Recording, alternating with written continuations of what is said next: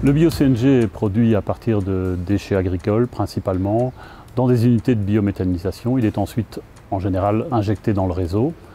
Il est déjà possible aujourd'hui de se ravitailler en bio-CNG dans différentes pompes en Belgique, ce qui veut dire qu'il est possible aujourd'hui de rouler en réduisant de 100% ses émissions de CO2.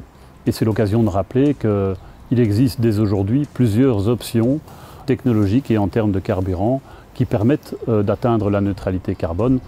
Ce serait donc stupide de prôner une seule et unique solution technologique.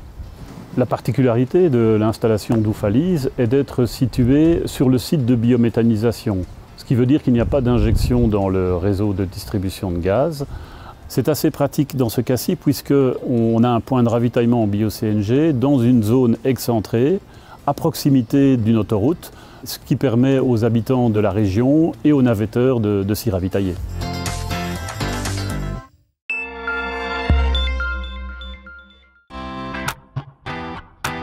Le secteur agricole peut offrir des solutions innovantes aux défis climatiques. L'éleveur Éric Jonco de Oufalise, par exemple, possède son propre écosystème circulaire grâce à la construction d'une installation de fermentation. Le méthane que ces 900 vaches émettent est capté et converti en chaleur et en électricité. Suite à la construction d'une étable en 2007, l'idée m'est venue de capter le méthane produit par les vaches.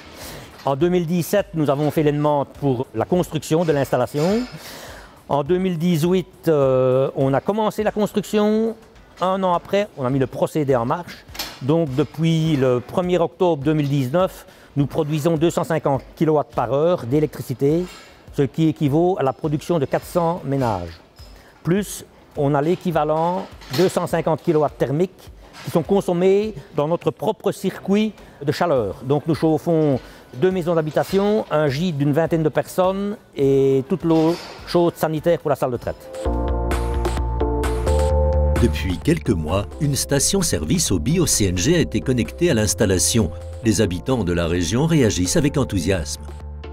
Depuis 3-4 mois, nous dévions une partie du biogaz brut vers une station de purification et de compression pour en faire le bio-CNG. Donc le bio-CNG, c'est le carburant d'avenir pour moi, qui est un gaz propre et qui est 100% renouvelable. En juin 2020, j'ai pris la décision de changer de véhicule. Je me suis orienté sur un véhicule au CNG. Depuis peu, on a une station bio-CNG à disposition ici, à la ferme Jonco. Ça nous permet de faire le plein d'un gaz plus propre. Et donc ça m'a séduit. Je préfère maintenant faire un petit peu plus de kilomètres pour faire le plein de ma voiture avec un gaz vert. L'utilisation de ce carburant renouvelable ne se limite pas aux voitures particulières. Le fabricant de machines New Holland a mis au point le premier véhicule agricole fonctionnant à ce biocarburant. Een van onze nieuwste innovaties is onze tractor op biomethaan. De allereerste geproduceerde tractor ter wereld op biomethaan, op een alternatieve brandstof dus, waarbij we de landbouwer dezelfde prestaties en vermogen garanderen zoals bij een vergelijkbare dieseltractor, maar uiteraard het volledig circulair is en emissievrij. Overstappen naar een dergelijke tractor is voor een landbouwer zeer efficiënt en zeker zeer rendabel. Het gebruik van de tractor is 30% goedkoper dan de vergelijkbare dieseltractor. Alleen al omwille van het feit dat het onderhoud veel eenvoudiger is. Er zijn geen dure nabehandelingssystemen voor het uitlaatgassysteem op de tractor aanwezig, waardoor het eigenlijk simpeler en makkelijker is om de tractor te gebruiken en daardoor ook veel goedkoper. Ces deux innovations démontrent l'énorme potentiel du bio-CNG pour le secteur agricole.